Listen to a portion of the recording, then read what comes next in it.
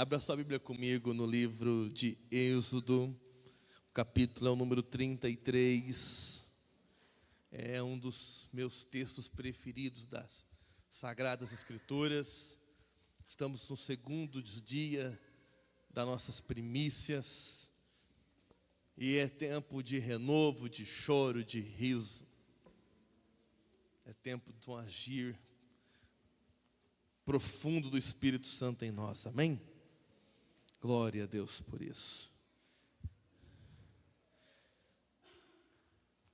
E para que é importante que fique bem gravado no seu coração, que o tema desses dias de primícia é o mesmo tema do nosso ano. Voltando ao primeiro amor, para viver o Deus dentro, o enteós, voltar àquele lugar que eu nunca deveria ter saído. E Deus deixa isso tão claro desde o começo das Escrituras. Quando Ele volta no Éden atrás do Adão, Ele não fala assim: Adão, o que você fez, Adão? Mas Deus fala: Adão, onde você está? Que ele não deveria ter saído daquela posição, daquele lugar. Êxodo 33, eu quero falar um pouquinho nessa noite de tenda, presença e glória. Do que é? Tenda, presença e glória. Êxodo 33, versículo 7. Ora, Moisés costumava tomar a tenda e armá-la para si fora, bem longe do arraial. E ele chamava a tenda da congregação. Algumas versões diz a tenda do encontro. Alguém tem essa versão aqui? Tenda da presença, tenda do encontro. Aleluia. Todo aquele que buscava o Senhor saía à tenda da congregação, que estava fora do arraial. Amém. Pai, o Senhor é conosco. O Teu Espírito Santo testifica dentro de nós que somos Teus filhos. E nessa noite, meu Pai, nosso coração já se alegrou na Sua presença. Mas eu te peço, Pai, nos fundamentos da Tua palavra, nos fundamentos nas Tuas Escrituras, Pai, para que possamos, meu Deus, ser enraizados no Teu amor, ser enraizados na fé, ser firmados, meu Deus, ó Pai, no lugar aonde o Senhor nos colocou. Pai, que no nome do Senhor Jesus, nenhuma semente que vier do Senhor para a nossa vida fique à beira do caminho, mas que elas encontrem no nosso coração boa terra, para que possam frutificar a 30, a 60 e a 100 por um, em o nome de Jesus, amém. Irmãos, eu estou muito feliz com Jesus. Pode tomar o seu lugar. Estou muito feliz com Jesus. Jesus é muito bom. Há uma frase aí que as pessoas falam assim: como é que você está? Elas falam assim: estou melhor que eu mereço. Já viu essa frase? E Jesus é para nós muito mais que nós merecemos mesmo, não é verdade? Ele nos amou primeiro. Brian, só isso para mim já basta. Ele me amou primeiro, meu Deus. Ele olhou para nós quando nós também era sem forma e vazio. E Ele também disse: haja luz na nossa vida. E houve luz. E a luz passou a habitar em nós. A salvação dele nos alcançou. Estávamos mortos em nossos pecados, mas Ele nos deu vida. E isso não tem preço. Isso é extraordinário por si mesmo. E nessa noite, não tem bem uma pregação, eu quero compartilhar com vocês a palavra, amém? Quero só compartilhar. Quero só falar um pouquinho daquilo que está queimando no meu coração, daquilo que está em sintonia, na frequência desses dias. Quem era Moisés, vocês lembram? Tem uns pioneiros aqui, ó, os homens dos 7 anos da igreja Nazareno. Quem era Moisés agora? O cara. Parece meio desrespeitoso, mas não é não. O homem que tinha intimidade, um homem que acessava Deus até então de uma forma incomparável. Até então de uma forma que ninguém tinha visto. E aqui fala que, nesse texto que eu acabei de ler, que Moisés, ele construiu, armou, não sei qual é a palavra mais adequada, ele armou uma tenda fora do arraial.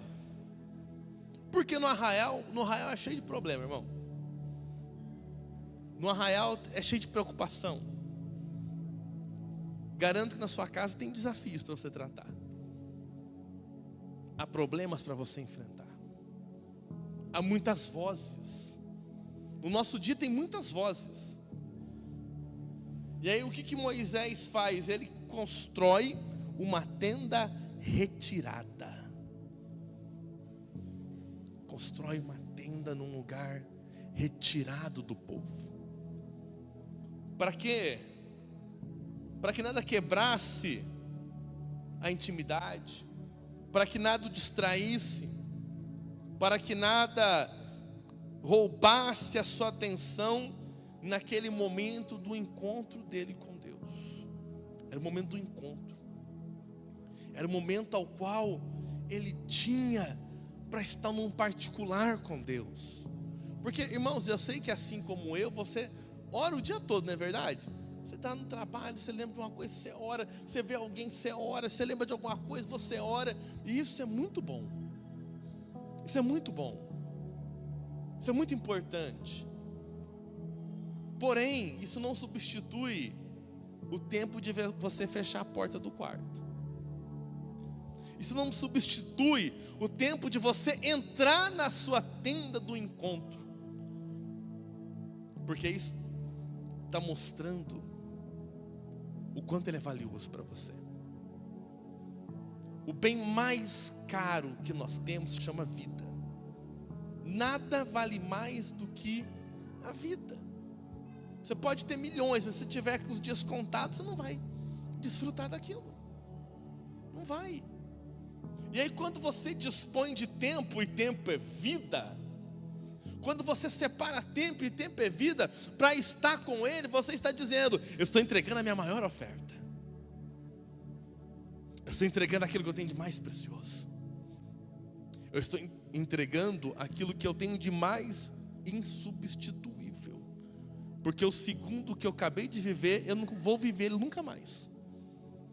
É uma demonstração de que o Senhor é precioso para nós. Amém? Então Moisés, ele armava essa tenda, a tenda do encontro. E diz a Bíblia que quando Moisés entrava na tenda, outras pessoas, Carol, também entravam na tenda. Outras pessoas podiam usar aquela tenda. Mas o texto diz que quando Moisés ia, a nuvem descia sobre a tenda. As pessoas iam para a porta da casa ver aquela teofania, aquele feito maravilhoso. Juliana, as pessoas iam ver aquilo. E aí todo mundo era abençoado. Moisés era abençoado dentro da tenda, e o arraial todo era abençoado através de um homem que decidiu buscar a presença. Através de um homem que decidiu deixar os seus afazeres e ter um tempo sozinho com Deus, um tempo de entrega. E Moisés foi sendo transformado nesse processo, porque nós somos transformados de glória em glória. Isso me faz pensar rapidamente, Patrick, que então uma pessoa que demora muito para apresentar sinais de transformação, ela está tendo poucos encontros com a glória. Porque nós somos transformados de glória em glória. Então fala para o teu irmão: quanto mais encontro com a glória, mais rápido será a sua transformação. Mais rápido. Agora, quanto menos encontro com a presença, mais a minha transformação vai ser arrastada. Porque nós começamos daí a dar mais lugar para a religião do que para a presença. E Jesus não trouxe uma religião nova. Jesus, ele trouxe quem? O Abba. Jesus chegou para os religiosos: ei, eu vim do Pai. Eles ficaram malucos com aquilo. Já existia uma religião. A religião pregava santidade, guardava o Senhor de uma forma rigorosa, mas Jesus veio trazer para eles um relacionamento. Jesus veio mostrar que o Pai procura verdadeiros adoradores, homens e mulheres que de fato o adoram em espírito e em verdade. E essa adoração, irmãos, ela traz impactos poderosos em nossa vida. A presença de Deus, ela traz marcas inconfundíveis em nós. Ela traz mudanças que nós jamais poderíamos fazer por nós mesmos. Mudanças as quais a religião não pode trazer. Mudanças que só são possíveis quando o Espírito Santo vem habitar dentro da gente. Quando o Espírito Santo vem morar em nós. Tá fácil aí os textos? Tá? Olha só um exemplo. Mateus 26, eu vou ler do versículo 69 ao 74. Aqui tem um crente religioso. Crente é aquele, Maiara, que crê. Correto? Pedro cria em Jesus? Cria, estava até caminhando com ele. Então Pedro era crente. Mas Pedro ainda não era cheio do Espírito Santo. Aí olha o que acontece. Pedro estava sentado no pátio, uma criada aproximando-se dele disse: você também estava com Jesus, o Galileu. Mas ele negou diante de todos, dizendo: não sei do que você está falando. Depois saiu em direção à porta, onde outra criada o viu e disse aos que estavam ali: este homem estava com Jesus, o Nazareno. E ele, jurando, o negou outra vez: não conheço esse homem. Pouco tempo depois, os que estavam por ali chegaram a Pedro e disseram: certamente você é um deles. O seu modo de falar o denuncia. E ele começou a lançar maldições e a jurar: eu não conheço esse homem. Imediatamente um galo cantou, que não é o có-có-ri-có, mas fica para a escola dominical para a Aline resolver isso. Tá, Aline? Coloquei na sua conta. Era um homem que caminhava com Jesus, Vanderlei. Era um homem que estava sendo trabalhado. E todos nós aqui estamos sendo trabalhados, amém? Todos nós. Cada um de nós aqui é uma obra, em estágios diferentes, mas ainda assim, obras.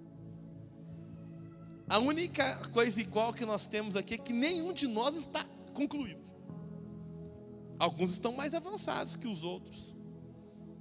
Mas a Bíblia diz que aquele que começou uma boa obra em mim, ele irá completá-la até o dia de Cristo Jesus.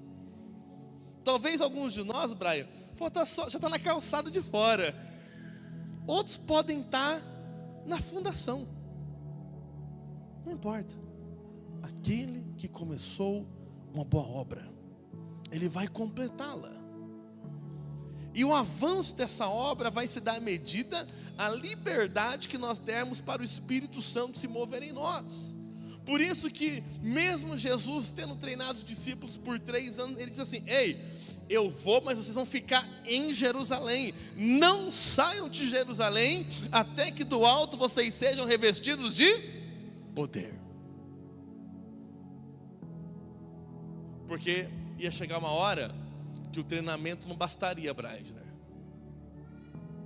Ia chegar uma hora que o nível de autoridade que Jesus tinha concedido para eles já ia se esgotar.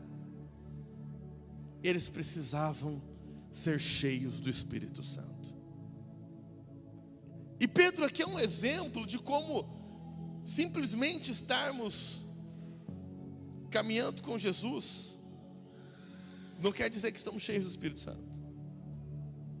Ali no caso é porque não era o tempo. Ali não era o tempo. Hoje o que pode acontecer é a não entrega. Pessoas resistem. Pessoas têm medo. Pessoas acham loucura. Pessoas acham que não é para ela. Mas ser cheio do Espírito Santo é uma promessa de Deus para nós, que já se tornou realidade.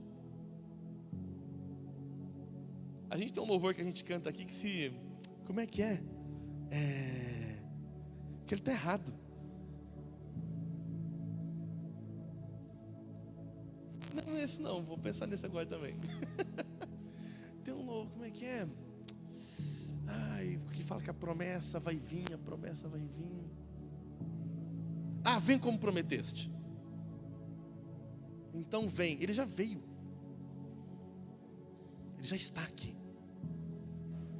Ele não virá, ele já veio. Não perca tempo, ele já está aqui. Não desperdice essa oportunidade, ele já está. Por quê? Quando ele assume o controle da nossa vida, um cidadão desse que faz até maldição, olha o que vai acontecer com ele em Atos capítulo 5, versículo 15. Atos 5, 15. Agora cheio do Espírito Santo, esse mesmo Pedro, o povo também levava os doentes às ruas e os colocava em camas e macas, para que pelo menos a sombra de Pedro se projetasse sobre alguns enquanto ele passava. Agora, aquele homem que exalava medo, que exalava insegurança, que era capaz de maldizer por medo, não foi por medo. Agora esse homem, ele carrega uma presença tão grande, ele carrega uma porção tão poderosa da presença, que as pessoas estão tentando chegar até na sombra dele. Não é nem mais ouvir a pregação do Pedro, não é mais nem ser tocado. Se pelo menos a sombra dele alcançasse, já liberava milagre. O Pedro homem era o mesmo, mas o Pedro dentro era outro. E o Pedro dentro era outro por conta do Espírito Santo dentro dele, por conta do agir, por conta do quanto ele se permitiu ser cheio do Espírito Santo, o quanto ele permitiu que o poder de Deus se apoderasse da vida dele, o quanto ele permitiu que a glória de Deus se manifestasse através dele. E diz a tradição que no final aquele cara que disse assim, não, eu nem conheço Jesus, ele foi morrer crucificado, foi ser morto crucificado. E ele falou assim, não, vira essa cruz de cabeça para baixo, porque eu não sou digno de morrer igual meu Jesus morreu. Mas quis morrer, aceitou morrer, aceitou o martírio. Por quê? Porque agora ele já não vivia mais a vida dele, ele já estava crucificado com Cristo. Cristo vivia nele. O Espírito Santo se movia dentro daquele homem, agora de forma poderosa. E os seus ímpetos são controlados. O seu gênio forte é trabalhado. Irmãos, o Espírito Santo faz obra completa na nossa vida. Eu não sei se é a psiquiatria que vai falar isso. Eu não sei se é a neurociência. Mas alguém vai dizer que a mente psicopata é irrecuperável para o homem. Já viram isso, esse negócio policial? Já viram isso, né? Wallace, eu não concordo. Concordo que para o homem pode ser, de fato. Mas para o Espírito Santo, nada é irrecuperável. Nada. Ele transforma tudo. Ele transforma qualquer um. Ele pode fazer nova todas as coisas, aleluia. Ele faz novo tudo. Ezequiel 36 tem um texto muito lindo. Olha comigo isso. Ezequiel 36, versículo 24.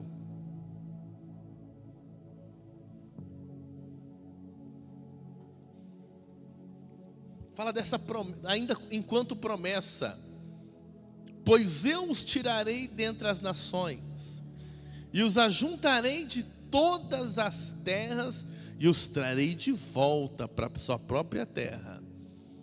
Aspergirei água pura sobre vocês e ficarão puros. Eu os purificarei de todas as suas impurezas e de todos os seus ídolos. Darei a vocês um coração novo, e porei um espírito novo em vocês.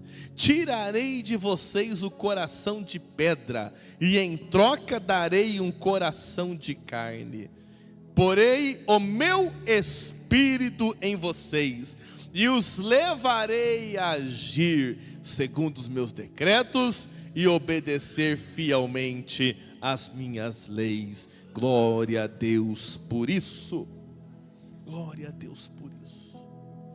Glória a Deus por essa promessa. Glória a Deus por essa palavra. Então, o agir do Espírito Santo traz uma mudança de coração, uma mudança na forma da alma pensar. Então, é uma mudança do nosso ser. E aí, nós somos confrontados pelo Espírito Santo com as nossas atitudes. Nós somos confrontados pelo Espírito Santo com os nossos pensamentos. Nós somos confrontados com o Espírito Santo, com a nossa carne, na batalha da carne com o Espírito. O Espírito Santo, ele assume uma direção da nossa vida e do nosso coração, de maneira que, quanto mais nós formos fiéis à direção dele, mais a glória de Deus vai se manifestar na nossa vida, mais a presença dele vai agir através de nós, mais nós veremos coisas extraordinárias. Irmãos, tem um versículo na Bíblia, tem um texto nela, que os pregadores, de um modo geral, têm até um pouco de receio de pregar, para não gerar uns crentes meio orgulhosos, sabe? Então fica ali meio esquecidinho esse texto. Mas eu vou com muito temor citar ele aqui um pouquinho, porque eu acho que faz sentido dentro disso que eu estou falando. João capítulo 14.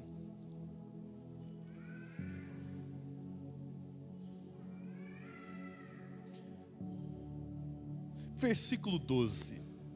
Fala que não é um texto, dá um temorzinho na hora de ler ele.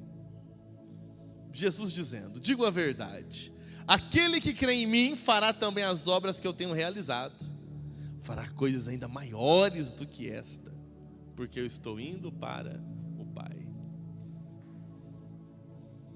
Não é um versículo meio assim intimidador?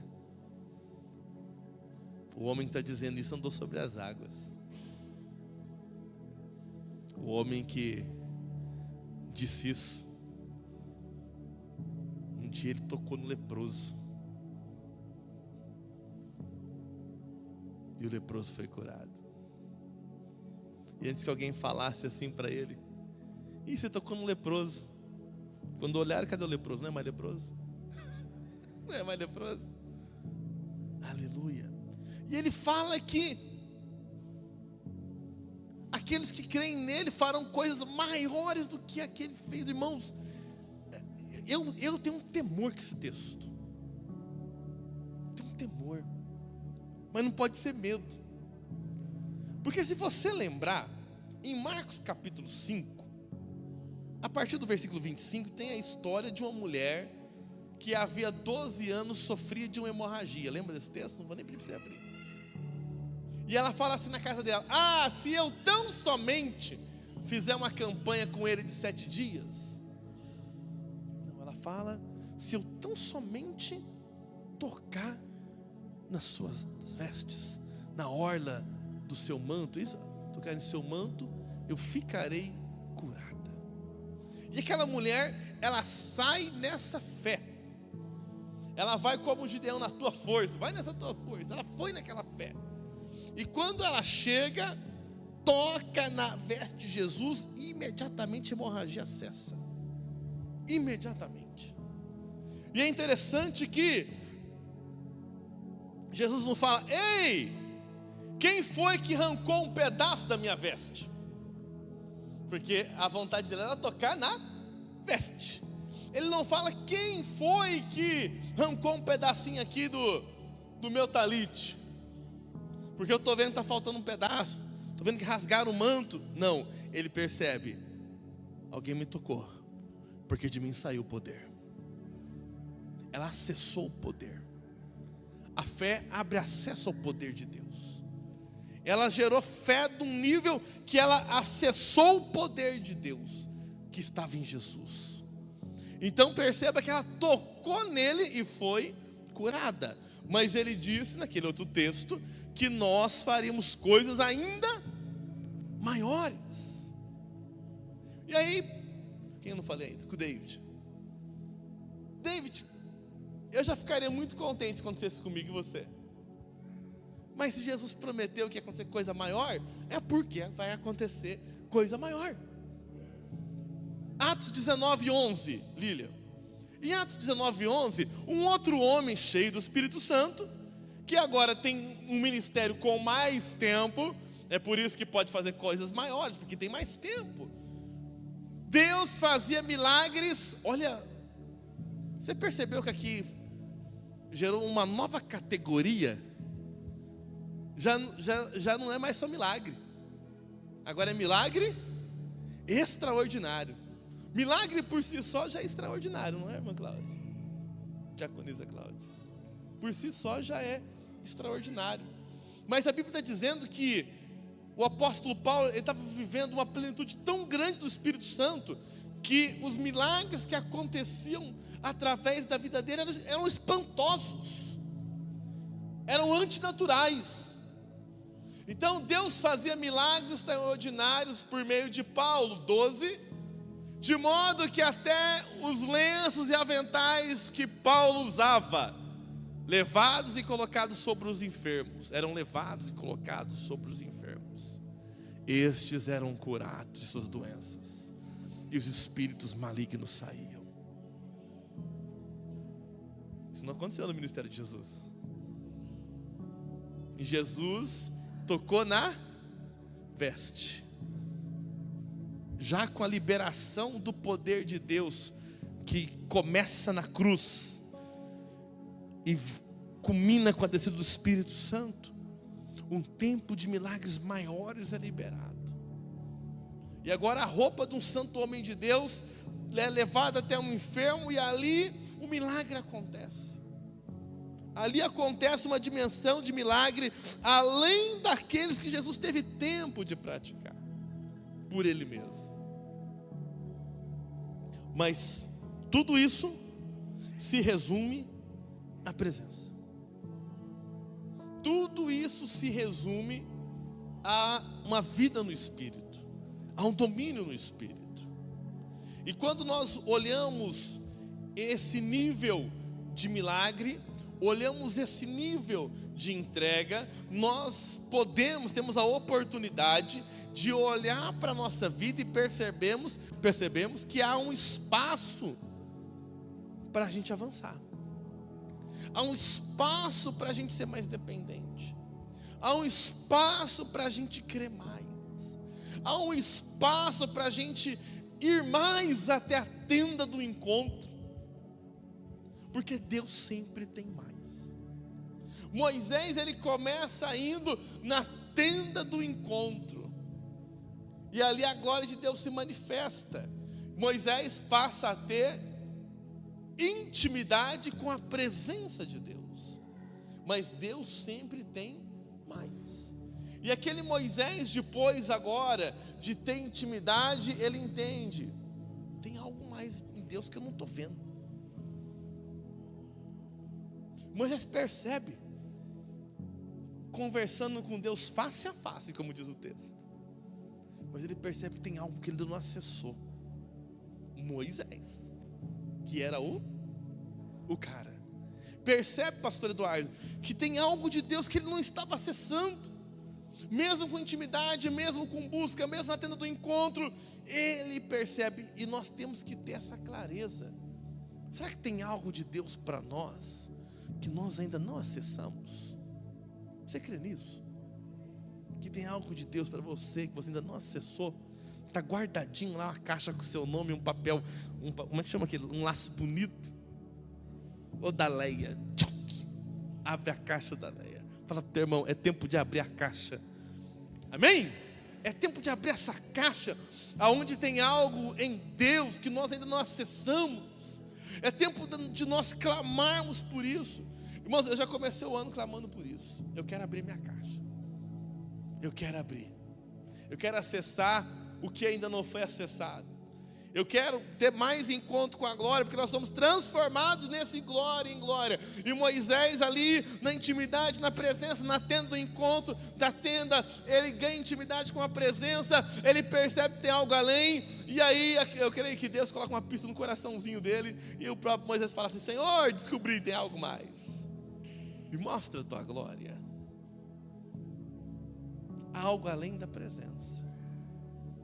Havia uma glória inacessada. Havia um nível de intimidade que Moisés não tinha ainda contemplado. Aí eu lembro daquela música do Apacentai. Nem sei se é sobre isso que ela fala, mas me vem à mente: leva-me além, ao nível mais profundo de intimidade, e eu não sei cantar. Mas há um nível mais profundo de intimidade. Há um nível. Nós tivemos um período de oração tão gostoso, não tivemos? Mas há um nível além. Não há uma caixa ainda inacessada. Há uma quantidade infinita de caixas que nós não acessamos. E essas caixas, elas só podem ser acessadas com fome e sede da presença. Fome e sede de Deus. É por isso que nós começamos o ano falando da importância de nós voltarmos ao lugar do primeiro amor. Porque no primeiro amor, quando o pastor fala assim, há uma caixa inacessada de Deus para você, alguém gritaria: eu quero.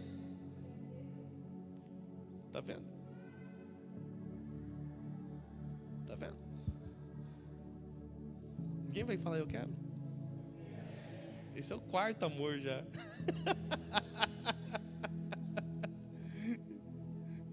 Eu quero. Dá a minha aí. Fome, sede, expectativa em Deus. O primeiro amor fala da fome, fala da sede, fala da expectativa, fala de eu acreditar que vai acontecer algo. Fala de eu acreditar que Deus tem mais. Fala de eu acreditar que há uma porção nova em Deus para mim. É por isso, irmãos, que nós não podemos deixar esse lugar. É por isso que, se nós sairmos, nós vamos voltar a este lugar de dependência, de expectativa, aonde eu creio que Deus tem uma caixa inacessível de dons para a minha vida, e eu vou me apropriar dela, amém? Nós vamos nos apropriar dela. E isso não é motivacional, não. Isso é crer no que a Bíblia tem para nós. É crer no que as Escrituras têm para a nossa vida. Muitas das vezes nós nos conformamos a viver uma vida espiritual abaixo da média que nós poderíamos viver. Usamos de comparações. Eu não estou bem espiritualmente não, mas o irmão, qual que é o irmão? O irmão Estantinha está pior que eu. É igual quando, vou falar isso aqui, não vou falar isso não. A comparação é só para a gente tentar escapar de alguma coisa. A gente só compara quando a gente está mal, mas quer encontrar alguém pior que a gente. Desse jeito. Você está com 90 quilos, você olha para o irmão de 95. Eu estou gordo, ele está mais gordo que eu. Aí você bate 95. Aí você procura de 100. E assim você vai. Até achar um elefante. Sempre procurando algo que aos seus olhos é pior, para justificar uma falta de atitude. para justificar uma falta de ação. E infelizmente isso acontece na vida espiritual também. E sabe quem que perde com isso? A gente. A gente que perde quando deixamos de desejar uma vida espiritual mais profunda.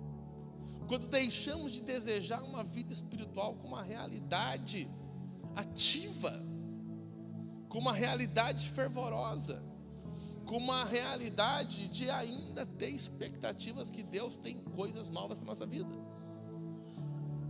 Você tem expectativa ainda nisso? Tem mesmo? Não é amém só de resposta pronta não, né? Eu quero ler só mais um texto. Vamos ficar de pé em nome de Jesus? A gente vai orar. Deixa eu conferir se eu vou achar ele aqui.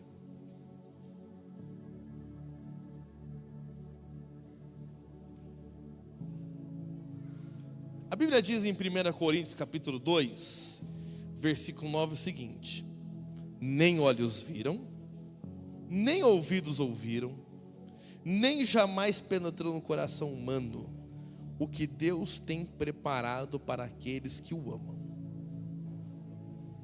Você ama a Deus, amém? Creio nisso. Você ama a Deus. Você acredita que isso já aconteceu na sua vida ou ainda está para acontecer?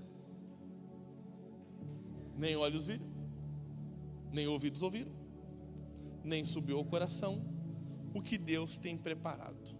Você acredita que você já recebeu tudo que Deus tem para a sua vida? Então, se você soubesse, todo mundo aqui ou é ou já foi criança, amém? Então, se você sabe que no quarto do seu pai tem um presente extraordinário para você, um presente de uma caixa que você nunca viu, uma caixa daquele tamanho, um presente com um pacote tão bonito que você não consegue nem imaginar o que tem lá dentro. E aí passou o teu aniversário, teu pai não pegou aquele presente. Passou o Natal, teu pai não pegou. Você não vai perguntar para ele não: ô pai, e aquele meu presente? Você não ia perguntar? Eu duvido que você não ia. Ó, o livro, irmão, você fala que eu vou comprar, você começa a perguntar, então eu ia comprar. Antes de eu ir, Lucas, já começa já. O que vai ser?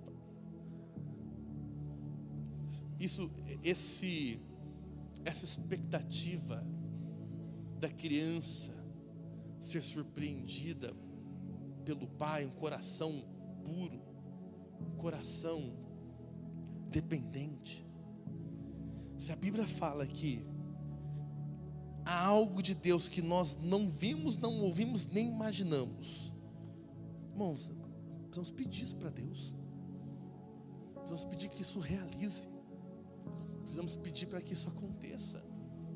Precisamos pedir: Senhor, nós queremos acessar essa preciosidade que ainda não foi acessada. Nós queremos acessar, meu Pai, essas grandezas que ainda não foram acessadas. Eu quero, Senhor, tomar posse disso que eu ainda não tomei. E talvez Deus fale para a gente: você ainda é menino. Enquanto o herdeiro for menino, ele não pode usufruir de todos os bens. Só que quando eu sei que eu sou menino, abre um espaço para mim buscar a minha maturidade. Então, de qualquer forma, eu sou abençoado.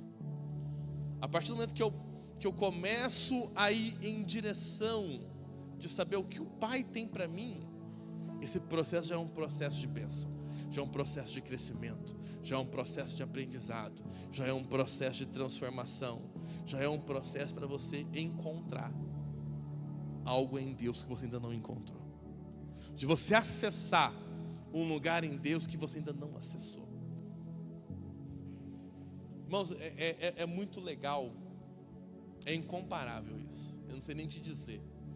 Quando você está no momento de oração e você percebe que você acessou uma região espiritual que você não tinha acessado antes. Quem já passou por isso aqui? Com certeza. É fantástico, não é isso? Isso é fantástico.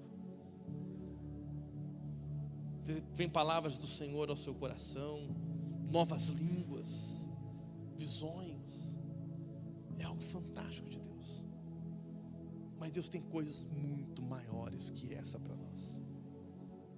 Coisas muito maiores do que essas. E sabe quem é o primeiro profeta da sua vida? Você mesmo. Você é o primeiro profeta da sua vida. E é você que vai profetizar sobre você que o melhor de Deus está vindo, que você vai acessar esse melhor de Deus, que você vai acessar isso que os olhos ainda não viram, que você vai acessar essas preciosidades que ainda estão reservadas, que você vai pedir para Deus: Senhor, então me dá a maturidade necessária, me reveste da forma que eu preciso ser revestido, que Teu Espírito Santo encontre em mim caminho aberto para Ele trabalhar, Pai, em nome de Jesus, amém? Vamos orar por isso? Meu Deus e Pai, obrigado, Senhor, porque o Senhor tem nos levado, o Senhor tem nos provocado nesses dias, nesta hora, a voltar a sonhar que tem algo mais em Ti. O Senhor tem nos provocado a sair do lugar que nós estamos, talvez há anos, sentados em Ti, e voltar a crer que há águas mais profundas a serem trilhadas. E meu Deus, ó Pai, que esses homens e mulheres que estão aqui nessa noite, eles voltem a caminhar no rio, Pai. Meu Deus, muitos tinham parado, Senhor, porque eles tinham acessado um nível de profundidade, que eles já tinham entendido que estava bom, mas não é o limite. Existem águas mais profundas para você acessar. Existe um nível mais profundo, existe um lugar em Deus que você ainda não acessou, e Ele está disponível, Ele está à sua espera, Ele está, aleluia, aguardando você voltar a marchar. É tempo de marchar, é tempo, aleluia, de avançar, é tempo de conquistar territórios novos, é tempo de conquistar posições novas, em nome do Senhor Jesus. Que a armadura de Deus revista a sua vida, para que você avance, independente das oposições, independente do vento contrário, independente dos ataques do adversário. Você irá batalhar, mas irá avançar. Você irá ter desafios, mas você irá avançar para a honra e glória do nome de Jesus de Nazaré. Aleluia. Você não caminhará para trás, você não caminhará de lado como caranguejo, mas você avançará ao seu propósito, você avançará no cumprimento do plano de Deus na tua vida. Pai, em nome do Senhor Jesus, remova todo medo, remova o cansaço, remova a desesperança, e enche-nos com teu Espírito Santo, enche-nos com poder e graça, meu Deus, ó Pai, para que possamos, meu Deus, andar por esse novo e vivo caminho, para que possamos correr em direção ao teu propósito. Ah, meu Deus, ó Pai, renova as nossas forças, renova-nos, Senhor, meu Deus, aleluia, para que, meu Deus, a tua glória, a tua presença e a tua bênção, ela seja em plena sobre a nossa vida, em o nome de Jesus, amém.